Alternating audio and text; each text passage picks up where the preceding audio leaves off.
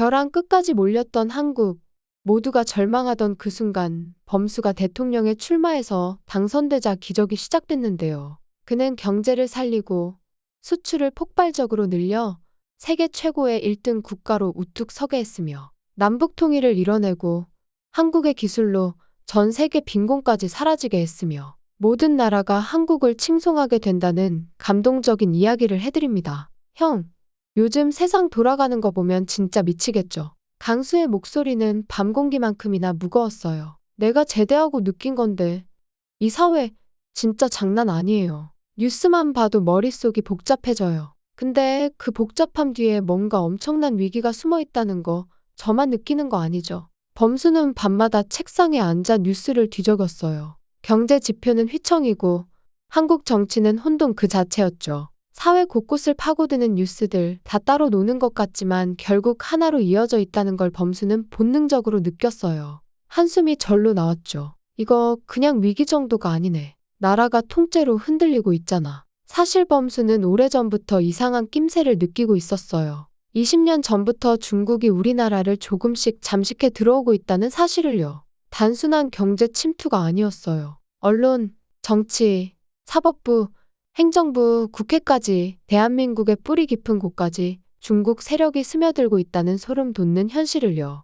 일반 서민들에게 이런 이야기를 꺼내면 다들 설마 하고 웃어넘겼어요. 하지만 범수는 확신했어요. 홍콩도 그렇게 넘어갔고 신장 위구르도 넘어갔고 대만도 지금 흔들리고 있잖아. 중국은 30년을 내다보고 움직이고 있어. 우리나라는 이미 20년 전부터 계획된 거야. 밤마다 범수는 노트북을 붙잡고 자료를 모았어요. 국민들은 여당이니 야당이니 싸우지만 사실상 모든 핵심 멤버들이 중국 세력에 조종당하고 있다는 거, 이거 말도 안 돼. 그런데 그게 현실이었죠. 이건 대한민국 전체를 뒤흔드는 조용한 침공이었는데요. 아무도 그 진실을 제대로 바라보지 않는다는 사실이 범수를 더욱 미치게 만들었죠. 범수는 고민에 고민을 거듭했어요. 내가 뭘 할 수 있을까? 그냥 학자로서, 시민으로서 이걸 두고 볼 수는 없어. 결국 범수는 결심했어요. 그래, 대통령 선거에 나가자. 누군가는 이 판을 뒤집어야 하잖아. 하지만 현실은 냉정했어요. 정당 소속, 그건 꿈도 못 꿔요. 기존 세력에 들어가려면 이미 중국에 빌붙은 조직에 들어가야 해요. 여당이든 야당이든 다 똑같아요. 국민들은 여당이 나라를 지킨다고 믿지만 실상은 다 중국 세력의 하수인일 뿐이었어요. 그래서 범수는 무소속 출마를 결심했죠. 이제 자금이 문제네. 선거 자금 없으면 아무것도 못하잖아. 범수는 나라를 걱정하는 재벌을 찾아갔어요. 회장님, 저 이번 선거에 나가고 싶습니다. 나라가 이대로 가면 안 됩니다. 회장은 한참을 범수를 바라봤어요. 범수 씨, 나라 걱정하는 건 나도 마찬가지예요. 근데 솔직히 말해서 범수 씨 믿음이 잘 안 가네요. 선거 자금, 그건 내가 모두 투자할 수 있어요. 하지만 떨어질 확률이 너무 높잖아요? 범수는 단호하게 대답했어요. 지금 우리나라 90%는 이미 다 중국 세력에 먹혔어요. 이대로 넘어가는 걸 지켜볼 수는 없어요. 그리고 저한테 아주 좋은 방법이 있어요. 범수는 회장 귀에 조용히 무언가를 속삭였어요. 회장은 반신반의했지만 범수의 눈빛에서 뭔가를 읽었어요. 좋아요. 내가 지원해줄게요. 대신 끝까지 포기하지 마세요. 이제 범수에게 남은 과제는 지지 세력을 모으는 것. 사람들이 내 말을 믿어줄까? 아니, 믿게 만들어야지. 범수는 밤새 전략을 짰어요. 이번 선거에서 진짜 승부는 개표기에 달렸어. 범수는 개표기의 정체를 이미 알고 있었어요. 사실 개표기는 중국 세력이 국회의원들을 자기 사람들로 꽂아 넣는 도구에 불과했죠. 국민들의 지지와는 상관없이 당선자를 지정할 수 있었는데요. 이게 20년 전부터 차곡차곡 계획되어 온 거였어요. 국회의원들은 개표기를 개표기님이라고 부를 정도였죠. 국회에 들어가려면 중국 세력에 빌붙어야만 가능하다는 거?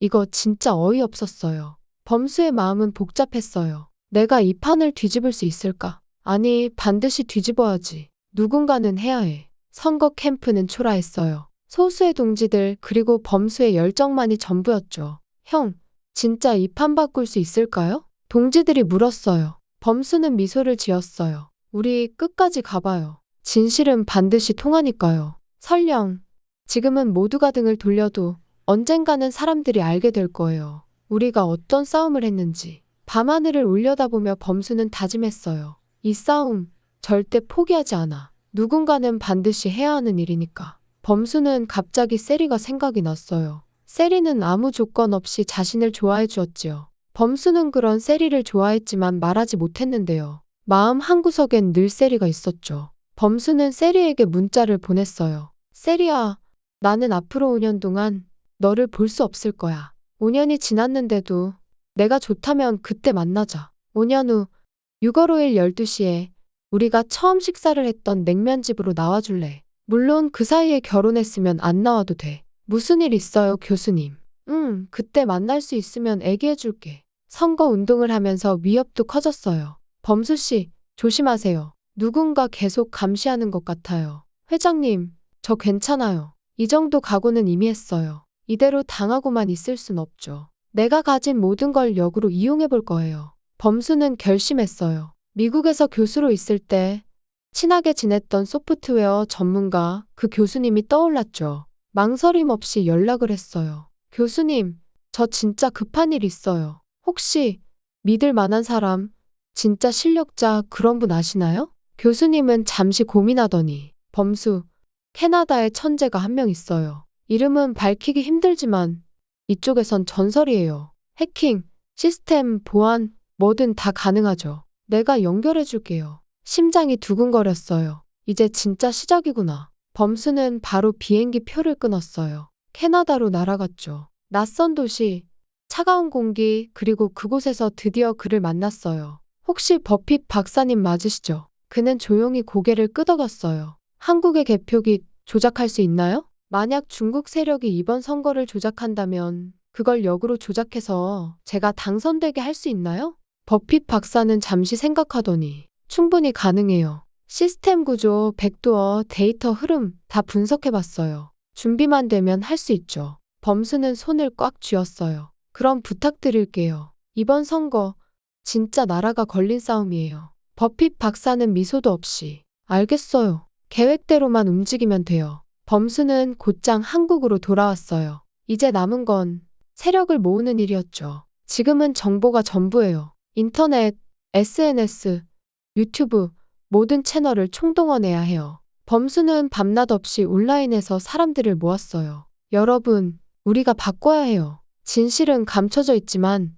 우리가 힘을 합치면 세상을 바꿀 수 있어요. 그러자 젊은 세대, 20대, 30대가 움직이기 시작했어요. 이 사람, 뭔가 달라요. 기존 정치인들이랑 완전히 다르잖아요. 범수의 공약, 범수의 진심, 범수의 분노와 희망이 퍼졌어요. 형, 진짜 우리 세대가 움직일 수 있을까요? 지금 아니면 영원히 기회 없어요. 다들 나랑 같이 가요. 반면 기존 후보들은 막대한 자금과 언론의 도움으로 움직였어요. 범수는 그냥 인터넷 바람일 뿐이야. 현장에선 우리가 이겨. 하지만 현장은 달랐어요. 범수 후보님, 진짜로 오셨네요? 이런 데까지 오시다니. 범수는 소규모 모임, 카페, 공원, 골목, 어디든 달려갔어요. 여러분, 저는 여러분 편이에요. 저는 여러분이랑 똑같이 분노하고 똑같이 두려워해요. 근데 우리가 힘을 합치면 바꿀 수 있어요. 사람들은 점점 모였어요. 이 사람, 진짜다. 선거가 다가왔는데요.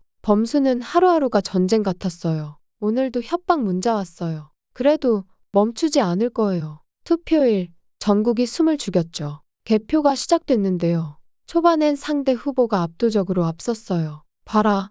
역시 기존 세력이 이기잖아. 범수의 캠프는 조용했죠. 혹시 우리가 진 건가요? 범수는 조용히 웃었어요. 아직 끝난 거 아니에요. 기다려봐요. 중반이 지나면서 표가 좁혀지기 시작했어요. 이상하다. 갑자기 표가 따라잡히네. 사람들은 술렁였어요. 뭔가 일어나고 있는 거 아니야? 막판 30분.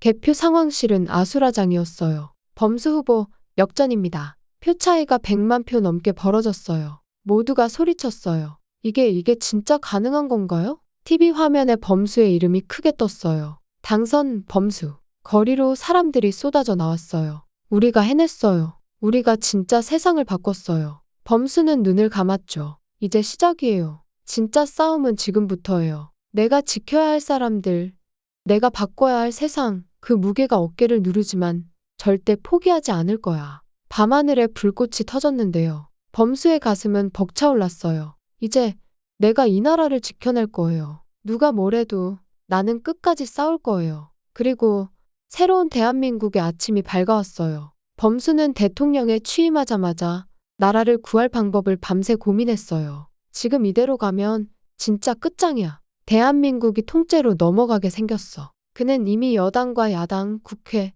사법부, 언론, 경찰, 심지어 방송국 유튜버까지 중국 세력이 깊숙이 침투해 있다는 사실을 누구보다 잘 알고 있었죠. 이제 진짜 깨어있는 사람들을 내 편으로 만들어야 해. 범수는 조용히 그러나 치밀하게 움직였어요. 범수는 그 중에서도 군에서 나라를 걱정하는 믿을 만한 장군을 국방장관으로 임명했어요. 장관님, 이번 작전은 단순한 인사 조치가 아니에요. 나라의 운명이 걸린 거대한 작전이에요. 범수와 국방장관은 밤마다 작전회의를 했어요. 중국 세력과 종북 세력을 완전히 척결하려면 평범한 방법으로는 안 돼요. 지금은 계엄밖에 없어요. 범수는 전임 대통령이 왜 계엄을 시도했는지 그 절실함을 뼈저리게 느꼈어요. 전에는 흉내만 내는 계엄이었지만 이번엔 군을 직접 움직여야 해요. 범수는 국방장관에게 명령을 내렸어요. 전군을 비상대기시키세요. 그리고 데프콘 1로 격상합니다.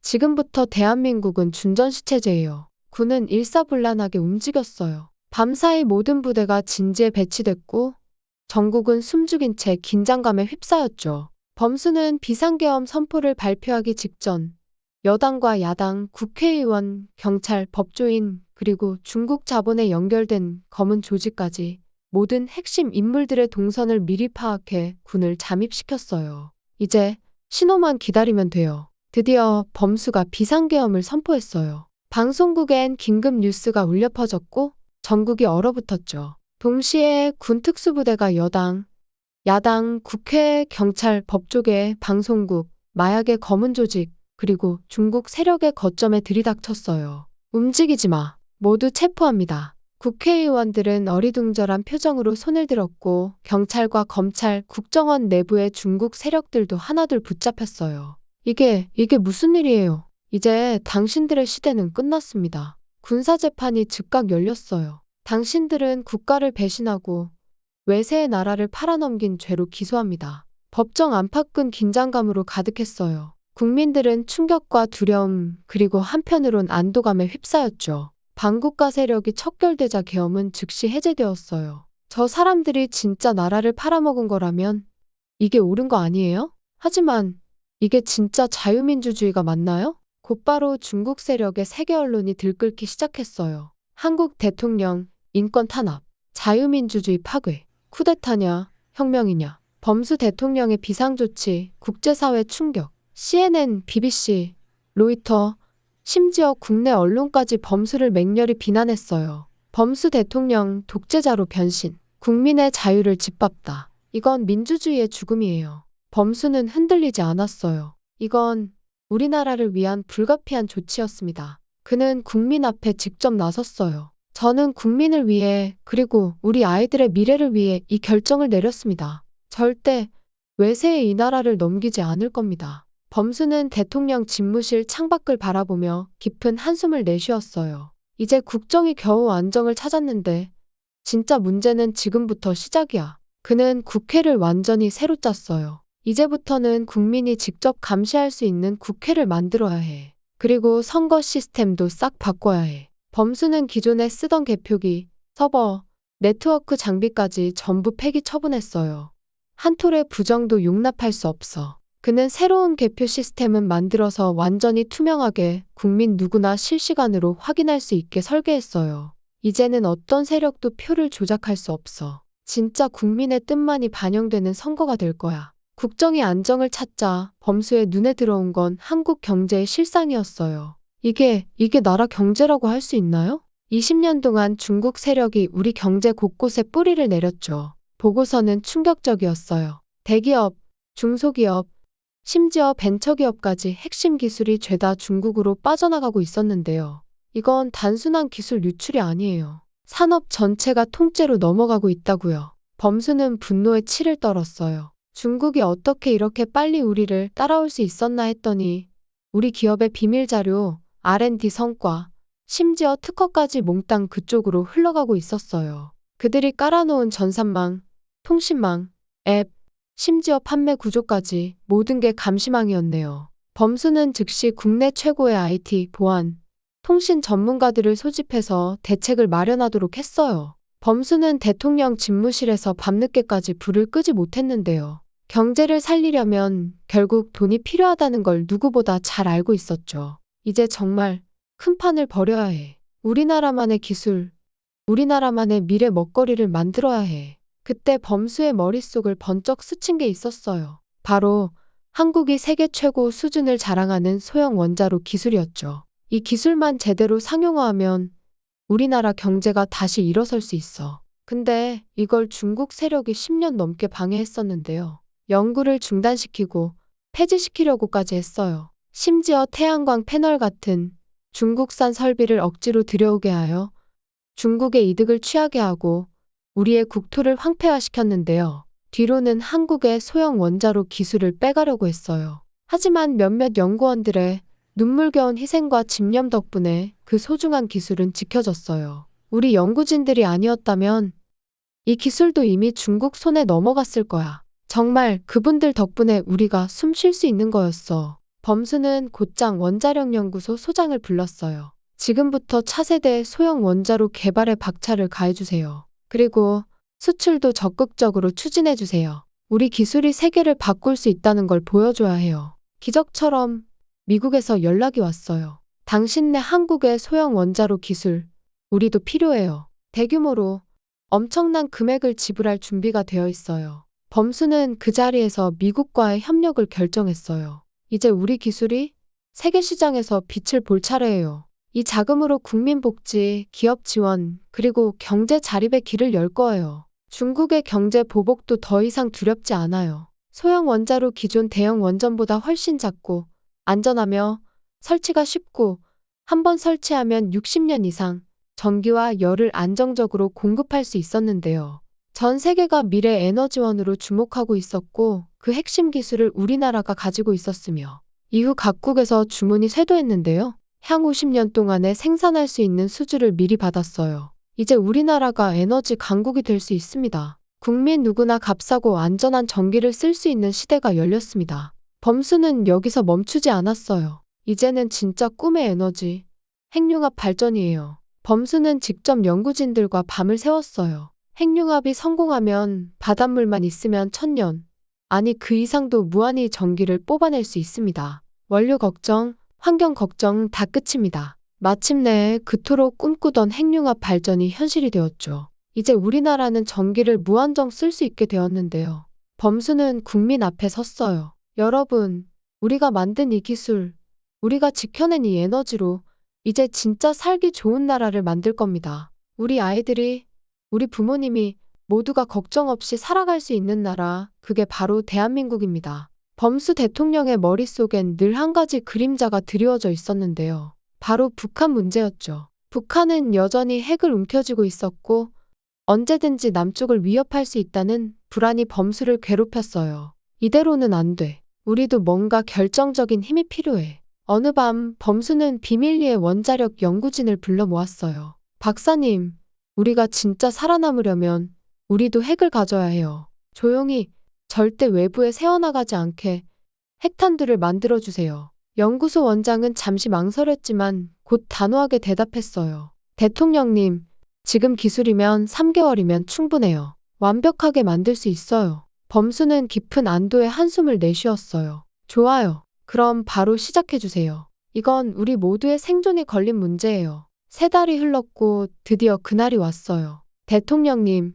성공했습니다. 10개의 소형 핵탄두 완벽하게 준비됐어요. 범수는 손에 땀이 맺힌 채 연구소를 돌며 조용히 그 위력을 확인했어요. 이제 우리도 더 이상 약자가 아니에요. 범수는 북한에 특사를 보냈어요. 김정은 위원장께 전해주세요. 대한민국은 이제 10개의 핵무기를 보유하고 있습니다. 더 이상 핵으로 우리를 위협할 수 없습니다. 소식이 평양에 전해지자 김정은은 충격에 휩싸였어요. 뭐라고? 남조선이 핵을 가졌다고? 이게 말이 돼. 그는 한동안 아무 말도 못했어요. 이젠 예전처럼 핵으로 겁줄 수 없겠구나. 범수는 여기서 멈추지 않았어요. 이제는 방어도 공격도 완벽해야 합니다. 한국의 잠수함 기술은 이미 세계 최고 수준으로 도약하고 있었어요. 소형 원자로를 장착한 원자력 추진 잠수함까지 개발에 성공했죠. 이제 우리 잠수함은 바다 어디서든 조용히 움직일 수 있습니다. 북한이 우리를 건드리면 그 즉시 대응할 수 있습니다. 북한은 점점 더 조심스러워졌어요.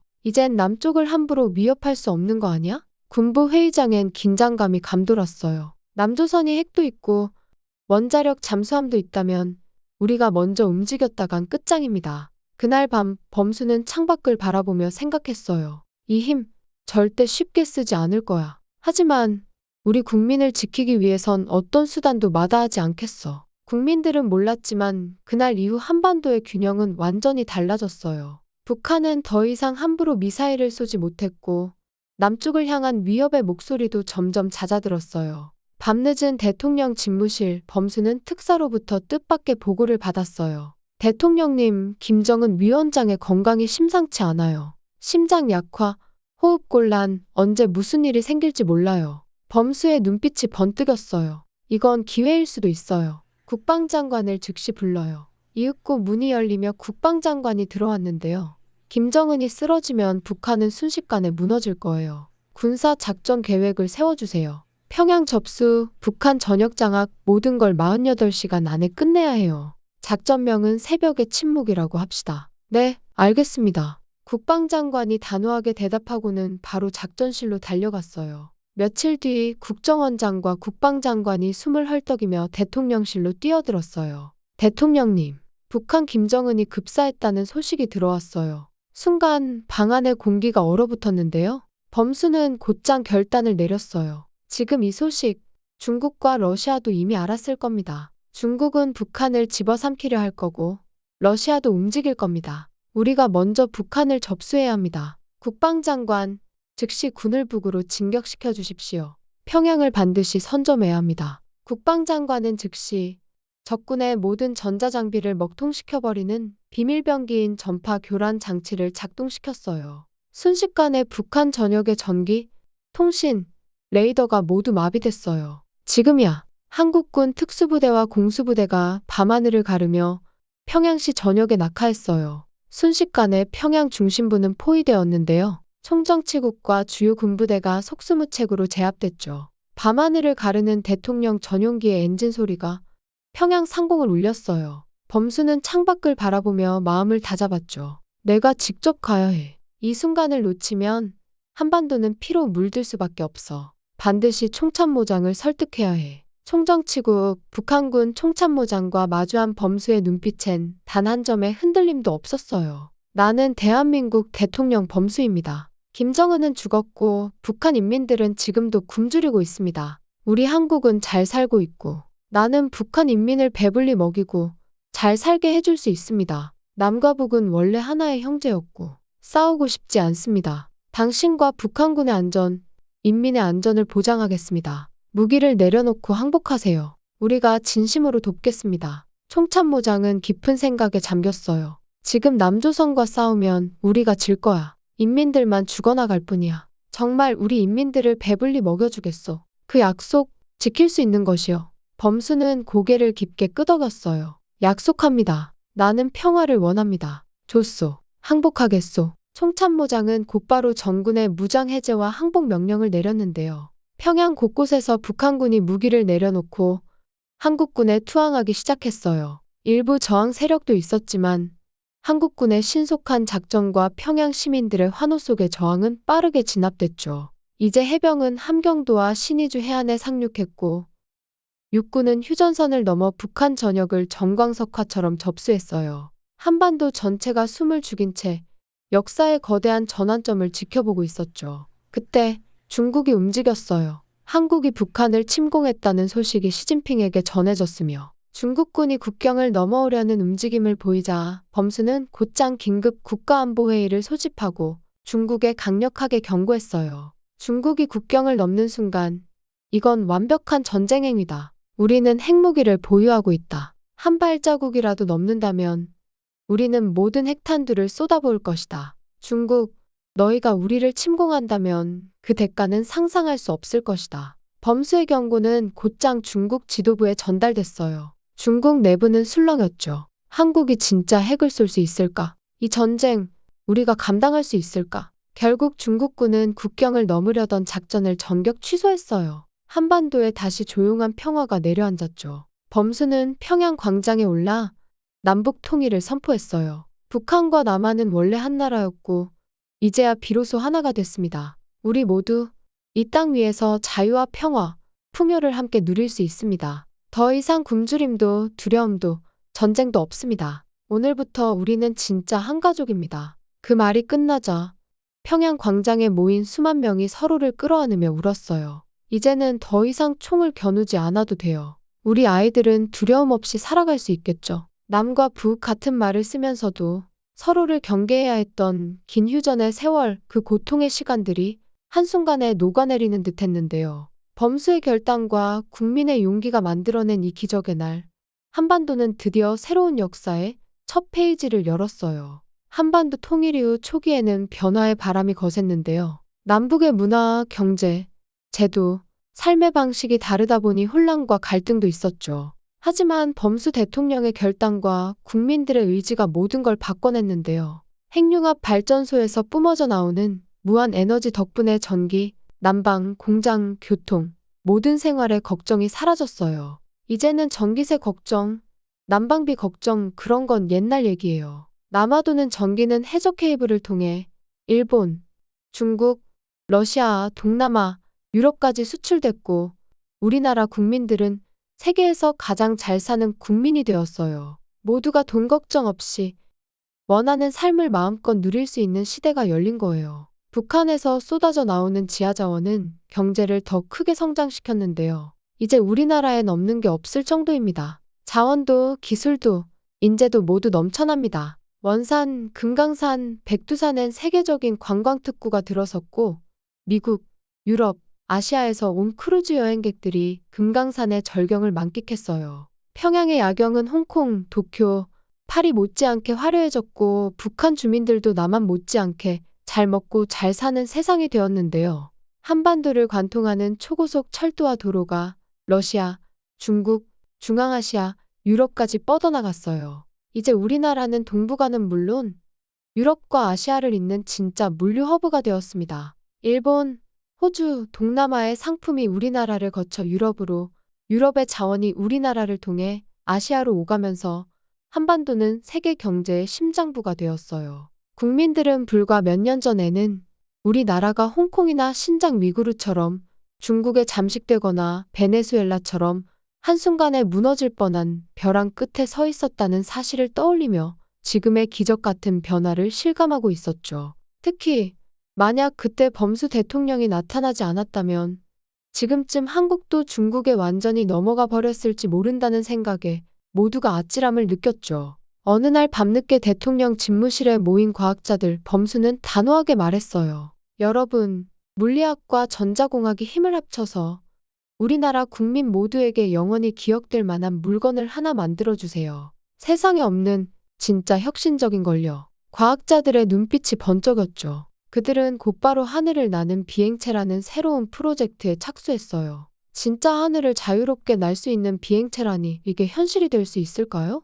범수는 매일 연구소를 찾아가 진척 상황을 꼼꼼히 체크하고 연구진을 격려했어요. 지금 세상에 나온 것과 완전히 다르게 엔진과 프로펠러가 없네요. 이게 정말 가능한가요? 연구소장은 자신 있게 대답했죠. 예, 가능합니다. 과거엔 가공 기술이 부족해서 불가능했지만 지금은 첨단 소재와 정밀 가공 기술이 있어요. 실제로 만들 수 있습니다. 연구진은 밤낮 없이 실험과 설계를 반복했어요. 자력과 전자력을 이용해 누구나 조작할 수 있고 안전하게 하늘을 날 수 있는 비행체를 개발하기 시작했죠. 처음엔 실패와 좌절도 많았어요. 이건 너무 무거워요. 자력이 불안정해요. 하지만 범수의 끈질긴 격려와 정부의 전폭적인 지원, 그리고 과학자들의 집념이 기적을 만들어냈어요. 1년 후 세상은 경악했어요. 한국에서 누구나 하늘을 자유롭게 날 수 있는 비행체가 탄생한 거예요. 이거 진짜 사람이 타고 날 수 있다고요?